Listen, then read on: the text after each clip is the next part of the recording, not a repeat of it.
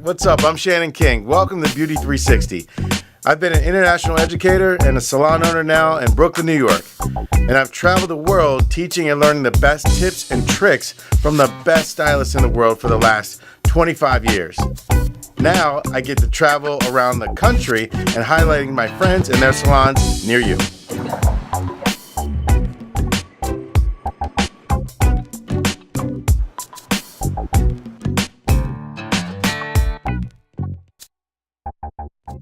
We have her set. I'm going to let her left side where I finished cool down. I need that to cool down so the hair holds its shape. So what I'm going to do now is I'm actually going to start here in on the crown of the head, and I'm going to start dropping pins.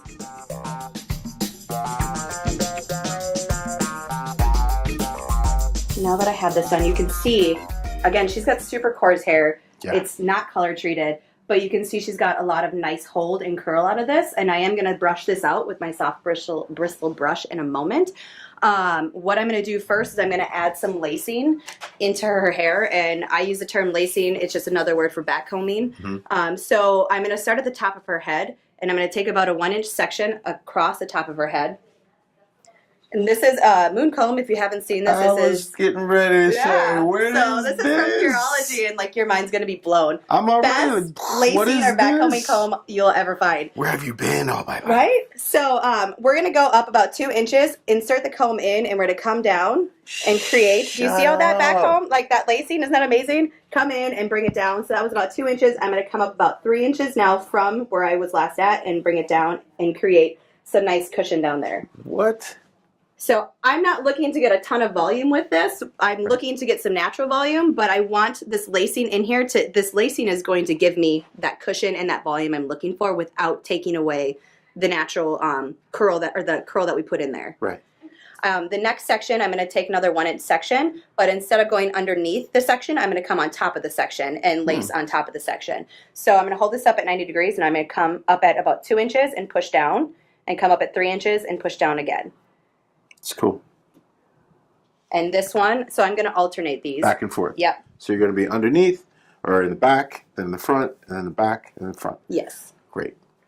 All right, so we're going to subdivide this, and we're going to do one more on top of the section. And then the last bit of this section we'll do underneath. Voila, lacing. Isn't that comb awesome? Yeah. Let me see. Okay, so I'm just going to leave this up out of the way for now, and we're going to move down into the sections that, or this bottom section, which comes from right around the top of the parietal ridge here down to the nape. And I'm going to lace this down here, and what this lacing down here is going to do is it's going to create cushion.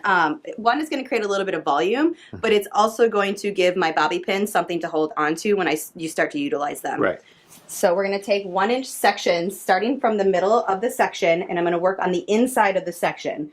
So I'm going to hold this out at 90 degrees. I'm going to come out at about 2.5, 3 inches and push back, come out again and push back. Now I'm not looking for a bunch of volume. Notice I am going in vertically as opposed to horizontally. Why did you shift that or change that sectioning? Great question. I mean, sectioning is the basis, whether it's cutting, color, finishing, styling, whatever it is. So why shift it? Why change it?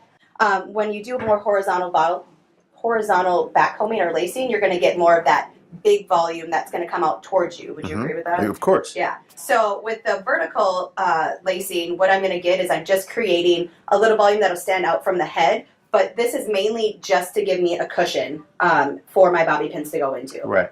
And it's going to stand it up just a little bit away from the head, but not a lot.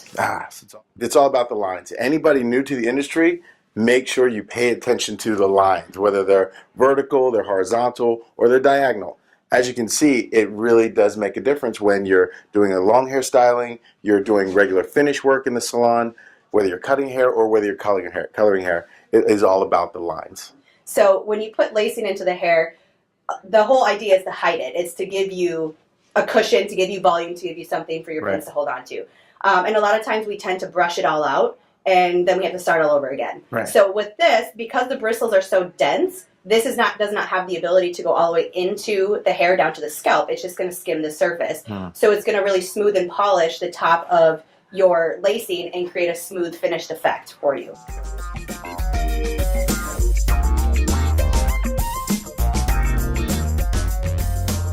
will these pieces, these two set zones, will they marry together? Yes. Okay. Yes, they are going to marry together.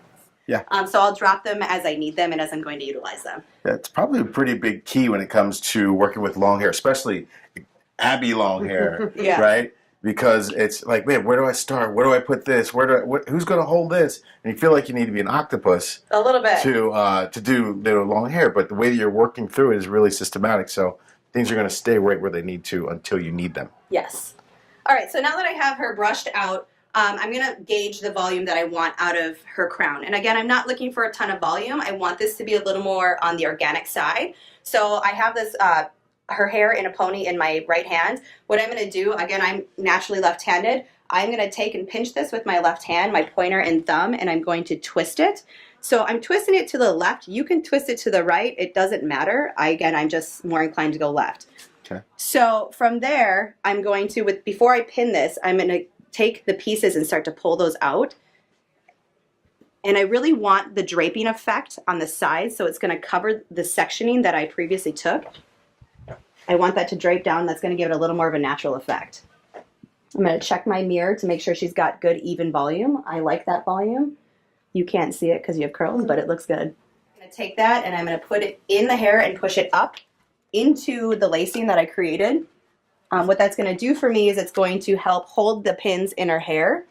If you notice how I was putting the closed pins into the hair, I'm putting them in as is, so closed like they are when you take them out of the box. So why I do that is a lot of times questions that have been presented to me while facilitating are, I can always see the end of the pin, and I think that happens for a lot of people.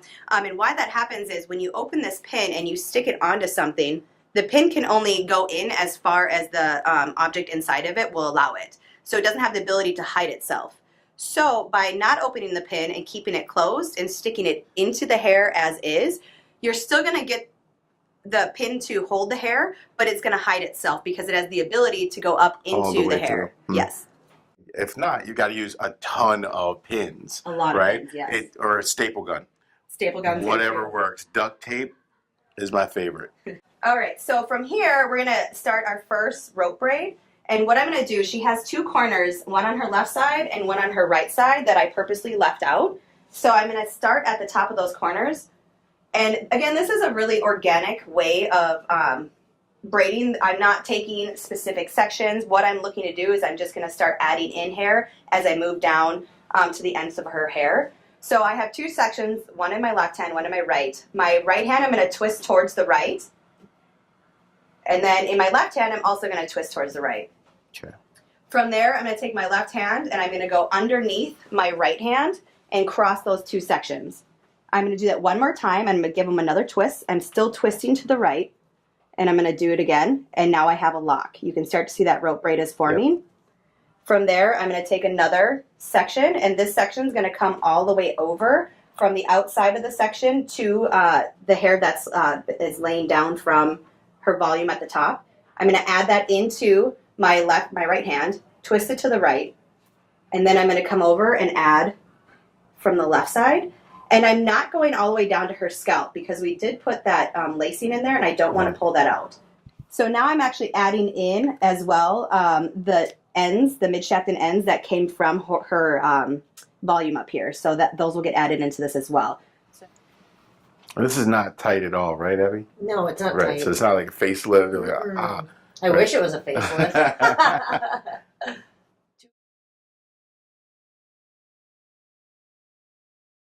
I'm going to hold this for right now, and I'm going to start to rouge this. So I'm going to start up at the top of the section.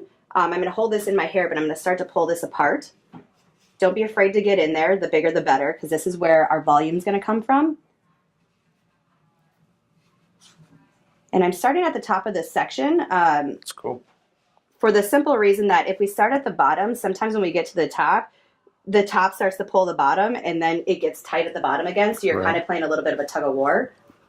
On one side of her head, you can see she's got a little more leg down here than the other side. This is how I'm going to gauge on which side I'm going to turn. So I'm either going to go clockwise or I'm going to go counterclockwise. For her hair, because she's got more leg down here, I'm going to go counterclockwise, and we're going to twist this. So how I'm going to start this is where we're going to start pinning as well. So I'm going to bring this up and I'm going to twist it. Where I want this to sit is to sit more here in the center back of her head. So it's going to sit somewhere in between where we pinned her volume and the nape of her neck. Cool. And you were saying where it has more leg. Yes. So Yeah. What does that mean to you? she's got, because I didn't do it very tight. One side's a little tighter than the other. So this side you can see her hair down here. The last section I pulled in is lower. So because there's not a lot of tension on it, and this is the lowest section that I pulled in, she's got it's a lot looser down here. Got it. So if I were to twist this to the to go clockwise, this is clockwise, right? Yeah. It is now. It is now counterclockwise. If I was to twist it to go this way, she's gonna have a bubble that sticks out of her hair here. Right. So to get rid of that or alleviate that, I'm gonna go the opposite way, and that's just gonna cinch that up. That's a really great tip. All right, so we have our start of our pinning here. I'm going to come across, and you can gauge where you want this to sit. I would like this to sit to hide where I twisted the hair there. You don't, if you want to see that twist, you can start down lower. I'm just going to hide that. Okay. Come in, and It's your party. It's my party. I can do what I want. It's your braid. You can do what you want to. I'm going to cry if I want to. You can hide it if you want to. All right, so if you notice, I had said earlier to pin up when we were doing the volume. We don't want the gold one, Shannon. Why? That's going to stand out in her hair, and we're not ready for that. All right. I thought we could add a little bling. I was like, let's so turn I it had up. talked earlier to pin up. With this section here, she has so much lacing that's going on in here, you can pin down or up. So notice this pin I put in here previously, I pinned it down, and I'm okay with that because I have lacing already in there to secure it. All right, and we got these ends here, so I'm just going to tuck those in and give them... So you want elastic those, or you just let them... Great question. So put them in. if you're learning how to rope braid, or if you're uncomfortable with the feeling of not having an elastic on the ends, I would really recommend using an elastic just for the security. I'm not going to put an elastic in there at this truly point in master time. the technique, so I get it. I would probably use the elastic because I always get nervous about the braid coming out and feeling I have to start. Oh my gosh, the braid! The braid. Bring the staple gun. Right, get the Gorilla Glue. Okay, Get so all the you can glues. see now she's got some intertwining going on, and we're not done. We're going to continue to pull this out. Wow. So what this is going to do is this is actually going to act, this is our volume. So we're going to do 2 more rope braids that are going to cross over this, but this is going to be our volume, and this is also going to add intricacy to the finished style without having to overpin or putting a ton of curls into her hair to create that. It looks like a flower. It does look like a flower. I'm looking at your kit here. It's like a hairdresser's dream. I know, right? Yes. And it's all about the little things. Look at how many different things she works with when it comes to, even a deck of cards, just in case you got to get some money. That's right. Right? I might have to hustle. You're going to hustle. You might need a deck of cards just in case it's time to get your hustle on. Shannon, why would you use a deck of cards in hair? It's actually a really great idea to use these because if you were to use clips like this, which will put a crease in your hair, especially if the hair is really hot or warm from an iron, these will leave a mark. So you can use a playing card. Take one single card, put it in on the outside, and then clip. So the clip will sit against the card versus against the hair, and you won't get a mark. These also do the same thing. These little, I call them surfboard clips, but they're just for smaller. Great for each curl, things like that. If anybody's at home, if you do your own hair, and you always want more volume out of your hair, these are a great key. Do your section, whether you round brush it or curl it, roll it back down, and then clip it in and let it cool. Like that. And you're good to go. See, more volume. That looks fantastic. Smart. All right, so I have now dropped all of her sections. So down here on the curls that I directed away from the face, I had 3 of them, and they stopped right behind her ear. You can see my section here. I again took vertical sections and I laced vertically going towards the head all the way up to the front. And then this section here was kind of by itself. This section rolled away from the part. I pulled this up and I went in horizontal to the head and did lacing that way. So by doing it that lacing this way, what that's going to do is give me just a little more volume right here. I'm not looking for volume necessarily down here, just a little to get off the face, but I want a little lift here at the part. And I'm going to continue to do the same thing on the opposite side of the part. So what's key here for whether you're the professional or you're the one doing your own hair, is that where you're placing the volume. Yes. Right? Similar when you're cutting hair, right, and texturizing, right? There's a direct correlation to this. Sometimes I see we texturize all over the place just for the sake of texturizing or for a technique, right? But here it's really on purpose. It's making sure where you want the volume to sit. Does that volume need to help encourage the hair to go back, forward, up, away from the head, or directionally because of a part? And it's all purposeful. So it's the same idea. It's whether you're going to texturize hair when you're cutting or if you are lacing it here to give it volume in certain areas. Look at all that volume, mama. Boom. Boom. We're the best.